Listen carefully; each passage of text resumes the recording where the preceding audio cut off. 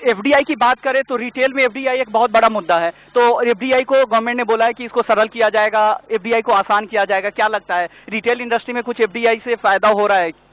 ये एक पेचीदा मुद्दा है जो रिटेल सेक्टर का, एफडीआई का जो है। मेरे ख्याल से government step by step gradually वो एक कोई स्टेप्स लेना चाहती है, ताकि जो बहुत बड़ा नॉर्मल रिटेल एम्प्लॉयमेंट जो है, जो आज हम normal mom and pop stores जिसको बोलते हैं, जो more than about 20 million families इसके ऊपर डिपेंडेड है, तो उसको वो टच करना नहीं चाहते हैं। उसको छोड़ के अगर कोई अच्छा डेवलपमेंट हो सकता है या कोई अच्छी तरह उसको कोई नई तरह से उसको हम डेवलप कर सकते हैं, या एफडीआई अलाउड हो, जहाँ पे भी एम्प्लॉयमेंट बढ़े और ये जो छोटे रिटेल वर्ग है उसको कोई तकलीफ नहीं हो, तो I think government is trying to set it in this direction. ये कॉर्पोरेट टैक्स में कुछ भी बात उन्होंने नहीं किया, कॉर्पोरेट टैक्स के बारे में कोई चेंजेस नहीं हुए। क्या लगता है, कॉर्पोरेट टैक्स में आपको कुछ छूट चाहिए था, रिबेट चाहिए? यस, द कॉर्पोरेट टैक्स में अगर छूट मिलती है तो डेफिनेटली उसका फायदा होता है, लेकिन मेरे हिसाब से जो इंडिविजुअल्स हैं उनको ये इस टाइम छूट दी है, तो गवर्नमेंट को वो बैलेंस करके चलना पड़ता है, और मेरे ख्याल से ये उसको भी आमदनी चाहिए। तो कॉर्पोरेट को उन्होंने बहुत ज़्यादा छेड़छाड़ नहीं की है और इंडिविजुअल्स को ज़्यादा फायदा दिया है।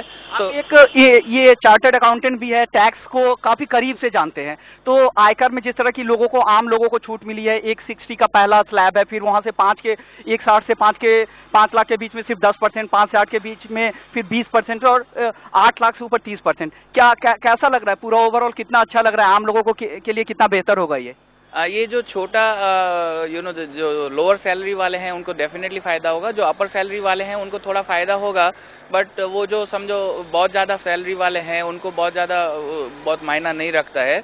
बट डेफिनेटली जो 8 से 10 लाख की सैलरी के ब्रैकेट वाले हैं वो बहुत बड़ा वर्ग है, बहुत बड़ी एम्प्लॉयमेंट अपॉर्चुनिटी है इसमें, तो वो बहुत बड़ा दी फायदा होगा जो आम आदमी है उसको, और इसकी वजह से गवर्नमेंट को थोड़ा रेवेन्यू कम होगा। और यही रीज़न है कि गवर्नमेंट ने कॉर्पोरेट टैक्सेस में बहुत ज़्यादा छेड़छाड़ नहीं की है या उसको रिलीफ नहीं दी है। But corporate can always afford, अगर वो उसकी आमदनी है और वो अगर प्रॉफिटेबल ऑर्गेनाइजेशन है, तो आई थिंक उनकी सोशल रिस्पॉन्सिबिलिटी बनती है कि वो कंट्रीब्यूट करे नेशनल एक्सचेकर में, तो उनको ये बहुत ज़्यादा फर्क नहीं दिया है। इस बार के बजट में हम कह सकते हैं कि ये रूरल डेवलपमेंट पे ज्यादा ध्यान था, इंफ्रास्ट्रक्चर को बढ़ावा देने की कोशिश थी, क्योंकि देश विकास कर रहा है, देश आगे की ओर जाना चाहता है। तो सरकार की ज्यादा से कोशिश है रिफॉर्म्स लाए जाए, और साथ ही फिस्कल डेफिसिट जो लगातार बढ़ती जा रही है उसे भी कम करने की कोशिश की गई है। इस दिशा में भी कदम उठाए जा रहे हैं, इसलिए भी बहुत सारी ड्यूटीज में चेंज नहीं किए गए, और कहीं पे जहां मौका मिला है, जैसे लग्जीरियस प्रोडक्ट्स पे बढ़ाए गए हैं, वाइन वगैरह पे बढ़ाए गए हैं, ये तंबाकू वगैरह पे बढ़ाए गए हैं टैक्सेस। तो ओवरऑल आप क्या कहना चाहेंगे, किस तरह का बजट रहा पूरा आज का? मेरे ख्याल से बहुत अच्छा बैलेंस किया गया है फाइनेंस मिनिस्टर ने।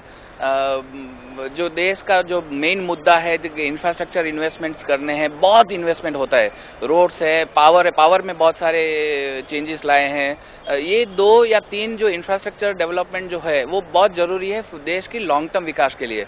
आज अगर जो आज द फाइनेंस मिनिस्टर विश्व साफ तौर पर ये माना जा सकता है कि इंफ्रास्ट्रक्चर